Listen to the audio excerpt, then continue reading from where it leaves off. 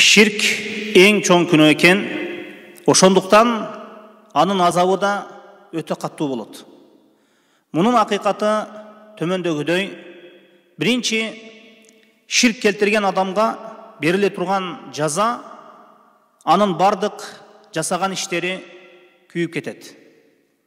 Бир тыйынга арзыбайт анын амалдары. Эгер Аллах Тааланын алдына ширкке тооба кылбаган абалда барса, ысык күндөрдө туткан орозосу, түндөрү туруп окуган тахаджуд намаздары, жана кыйналып тапкан акчасынан берген садакалары бир тыйынга арзыбайт. Сооп иштеринин сыйлыгынын баарысынан кур жалап калган болот. Жана бир да бир жакшылыкка жетпейт, эгер Аллахка ширк менен жолуга турган болсо. Кала берсе, Аллах Таала пайгамбарларды да аяган жок. Эгер бир шерик кошо турган болсоң, амалдарың күйүп кетет деп эскертти Аллах Таала өзүнүн пайгамбарларын дагы. Пайгамбарлардан ширк болуусу мүмкүн эмес. Эгер болуп калса, ширк себеп Аллах Таала аларды дагы, мындайча айтканда пайгамбарларды дагы аябасын эскертти. Зумар сүрөсүнүн 65 аятында мындай айтылынат: وَلَقَدْ أُوحِيَ إِلَيْكَ وَإِلَى الَّذِينَ مِنْ قَبْلِكَ لَئِنْ أَشْرَكْتَ لَيَحْبَطَنَّ عَمَلُكَ وَلَتَكُونَنَّ مِنَ الْخَاسِرِينَ. Чындыгында, о Мухаммад саллаллаху алейхи ва саллям, сага дагы жана сенден мурдагыларга дагы вахий кылынды. Бир ширк келтире турган болсоң, сөзсүз амалдарың күйүп кетет, жана зыян көрүүчүлөрдөн болуп каласың деп мына ушул нерсе вахий кылынды сага дагы жана сенден мурдагыларга дагы дейт. Пайгамбарыбыз саллаллаху алейхи ва саллямга дагы мына ушундай вахий кылынды жана мурдагы пайгамбарларга дагы мына ушул нерсе, эгер бир ширк келтирсең, амалдарың күйүп кетет деген нерсе вахий кылынды, кабарланды. Аллах Таала Ан'ам сүрөсүндө 18 пайгамбарды баяндап туруп мындай деп айтат: وَلَوْ أَشْرَكُوا لَحَبِطَ عَنْهُمْ مَا كَانُوا يَعْمَلُونَ. Эгер алар шерик кошо турган болсо, алардын жасаган амалдары күйүп кетет деп айтты. Пайгамбарлар эскертилди ширктен. Эми чындыгын алып караганда пайгамбарлардан ширк болбойт. Мунун мындай айтылганы: пайгамбар да карап отурулбайт, ширк келтирсе амалдары жок болот деп адам баласы ширктен эскертилип жатат. Мисалы, бир чака таза сууңуз бар. Ага бир жаш бала келип заара кылып койсо, ичесизби? Жок, ичпейсиз. Ширк аралашкан амалды да Аллахка кереги жок. Мына Аллах Таала Кур'анда айтат: "Ва ма манa'ahum an tuqbala minhum nafaqatuhum illa annahum kafaru billahi wa bi rasulih." Алардын кылган инфак ихсандарын, садакаларын, жакшылыктарын, ихсандарын Аллахтын алдында кабыл болбогонунун негизги себеби Аллах жана анын элчисине капыр болгондору себеп, мушрик болгондору себеп. Мушрик адамдын жасаган иштери кабыл кылынбайт. Айше энебизден мындай риваят келет: Айше энебиздин уруусунан болгон жахилият заманында бир Ибн Жудаан, Абдулла ибн Жудаан деген бир киши өткөн. Өтө берешен киши болгон, колу ачык киши болгон, адамдарга дасторкон жазып тамак берет болчу. Тамагыны лестница менен чыга турган идиштерде тамак берет болчу. Тамак бергенде жанагы лестница менен чыгып жете турган даражадагы идиштерде тамак берет болчу. Төөдөгү киши төөсүндө туруп жей ала турган даражадагы чоң идиштерде тамак берет эле. Калып кеткен тамактарды куштарга бергиле деп айтат эле. Қалған тамақтарды өрөндөргө алып барып, бергиле ошол жерге төгүп койгула, жырткыч хайвандар жеп алсын деп айтат болчу. Ушундай берешен, колу ачык киши болгон. Айша радиаллаху анха айтты: "Култу ли Расулиллахи саллаллаху алейхи ва саллям." Мына ушул киши тууралуу Аллахтын элчисинен сурадым дейт.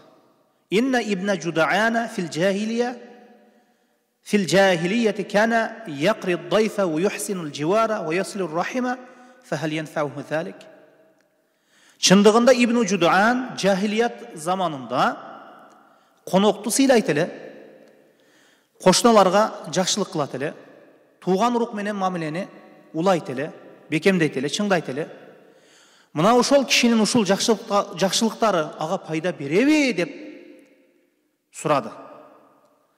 Qala la innahu lam yaqul yawman qattu Allahumma ighfir li khatiyyati yawmiddin. Пайгамбарыбыз саллаллаху алейхи ва саллям жок, анын кылган бул жакшылыктары ага пайда бербейт. Анткени ал бир күн дагы, күндөрдөн бир күн дагы, бир жолу дагы ал Allahumma ighfir li, о Аллахым мени кечиргин, кыямат күндө Allahumma ighfir li khatiyyati yawmiddin.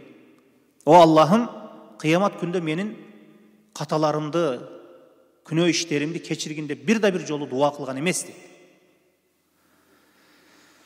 Капыр мушрик болгон үчүн анын бул жакшы иштери пайда бербейт. Ошондуктан ширк келтирген кишинин бардык кылган амалдары күйүп кетет. 1000 койду союп садака кылсын, бирок мушрикпи, анын бул кылган садакаларын Аллах кабыл албайт. Экинчи, ширк себеп бериле турган жаза. Аллах Таала ар кандай күнөөнү кечириши мүмкүн. Өзүнө шерик кошконду эч качан кечирбейт. Bir padişah deyli, anın mamleketinde uğurluk bolsa, anı keçirişi mümkün. Bir kılmış kılınsa, anı keçirişi mümkün. Bir o oşol oturgan tahtısına, bir o karşı çıksa, anı keçirbeydi. Oşolduktan Allah Taala'ga taanlık bolgon nerselerde Allah'a biröөнү tengdeş kılgan adamdı, Allah keçirbeydi. Oşol padişah, biröөгө tahtını tarttırıp jiberse, же ошол падышанын, дүйнөлүк бир падышанын тактысын бирөө тартып алса, тартып алган адам аны башкара алышы мүмкүн. Анткени ал өзүнө окшогон эле адам. Эми Аллах Таалага тең келе турган ким бар? Эч ким жок. Аллах Тааланын падышачылыгын эч ким тартып ала албайт. Аллахка эч ким тең боло албайт да. Ниса сүрөсүндө айтылат. Инналлаха ла ягфиру ан юшрака бих ve yaghfiru ma duna zalika limen yasha. Чындыгында Аллах Таала өзүнө шерик кошулуусун кечирбейт. Ширктен башка күнөөлөрдү кааласа кечирет, кааласа кечирбейт. Ширктен башка күнөөлөр инсандын жазасыга каралат. Ошо инсандын ошол күнөөсүнө карап туруп, Аллах кааласа кечирет, кааласа ошол күнөөсүнө жараша азаптайт. Ошондуктан Аллах Таала ширкти кечирбеймин деп айттыбы? Мушрик болгон инсанды кечирбеймин деп айтты. Мына аларга истигфар айтуу эми тыюу салынды. Абу Талиб ширк менен өлүп кетти, мушрик болуп өлүп кетти. Пайгамбарыбыз саллаллаху алейхи ва салламдын эң жакын амекиси, атасынын бир тууганы. Пайгамбарыбыз саллаллаху алейхи ва салламды ошол чоңоюусунда жардам берген, пайгамбарыбызды жедирип ичирген, кийиндирген киши, караган киши. Пайгамбарыбыз саллаллаху алейхи ва саллам амекиси үчүн истигфар айтууну максат кылган убакытта мушрик болуп өлүп кетти. Ла иляха иллаллах sözünü aytuğdan baş tarttı. Ona ayet düştü. Ma kana lin-nabiyyi ve'l-lezina amanu en yestagfiru lil-müşrikina velau kanu li qurba min ba'di ma tabayyana lahum ennehu ashabul jahim. Peygamber üçün, jana Allah'a iman keltirgen mu'minlar üçün, müşrikler üçün istigfar aytuusu bolboyt. Eger alardan jakın tuğandары bolsa dagı hakikat bayandalып, tozok eyeleri bolgondan keyin deydi. Эми акыйкат баяндалып, эми ошол адамдар мушрик бойдон калгандан кийин, эгер ал сенин жакының болсо дагы, балаң болсо дагы, атаң болсо дагы, эгер мушрик боло турган болсо, кечирим суралбайт. Пайгамбар болсун, анын жакыны болсун, пайгамбардын жакыны болсун, кимдин жакыны болбосун, акыйкат келгенден кийин, баяндалгандан кийин мушрик бойдон өтүп кетти, ага истигфар айтылынбайт. Абу Хурайра радияллаху анхудан риwayat кылынган хадисте пайгамбарыбыз саллаллаху алейхи вассалам заран набий саллаллаху алейхи вассалам кабра уммихи. Пайгамбарыбыз саллаллаху алейхи вассалам апасының кабырын зиярат кылды.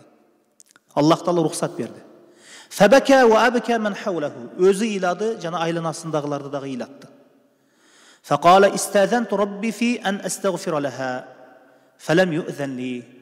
Аллах Тааладан ызын рухсат сурадым, апама истигфар айтайын деп Аллах Таала рухсат бербеди дейт. Аллах Таала мага рухсат бербеди дейт. Апама истигфар айтууга рухсат сурадым, Аллах Таала мага рухсат бербеди дейт. Вастазантуху фи ан азура кабраха фу'зина ли. Апамдын кабырын зиярат кылайын деп рухсат сурадым, зиярат кылууга рухсат берди. Фазурул кубура, кабырларды зиярат кылгыла, фа иннаху тузаккирул маута. Ал өлүмдү эстетет дейт. Кабырстанга барып турсаң өлүмдү эстеп турасың да, акыретти эстеп турасың. Мушрик болуп өткөн адамга магфират талап кылынбайт. Пайгамбарыбыз саллаллаху алейхи вассаламдын апасы дагы мына мушрик бойдон өтүп кеткен экен. Аллах Таала истигфар айтууну тыюу салды ширк болгондугу үчүн. Истигфар айтуу үчүн күнөөсү кечириле турган күнөө болусу керек. Мушрик менен момундун ортосунда эч кандай сүйүү жок. Ширк кечирилгис күнөө. Жакыны болсо истигфар айтамын десе, бул өз жакынын, жок бул менин жакыным, агам, атам дей турган болсо, ага истигфар айтамын дей турган болсо, бул өз жакынын Аллах Тааланын таухидинен үстөн койгон инсан болот. Мусулмандардын кабырынан өтүп калсаңыз, аларга атайын истигфар айтылып дуа кылына турган дуа бар. Ассаламу алейкум ахла дияр минал муъминина вал муслимин ва инша Аллаху бикум лахиқун антум лана фаратун ва нахну лакум табаун ас'алуллах лана ва лакум лаафия деген дуаны айтасың кабырстанга барганыңда. Эми мушриктердин кабырынан өтүп калсаңыз, хайсума марарта би кабри кафирин фабашширху бин нар. Пайгамбарыбыз саллаллаху алейхи вассалам бир сахабасына карап туруп айтты. Сен кайсы бир капырдын кабырынан өтүп кала турган болсоң, ага тозок отун сүйүнчүлөп кой деди. Аллахтын тозок отун сүйүнчүлөп өтүлөт да, капырлардын кабырынан алынат. Силерге Аллахтын азабы болсун деп. Бул сүннөт. Үчүнчүсү, ширк себеп бериле турган жаза. Бул үчүнчү жаза жогоруда айтылган жазага байланыштуу. Биринчи жаза бардык кылынган амалдар өчүп кетти. Экинчи жаза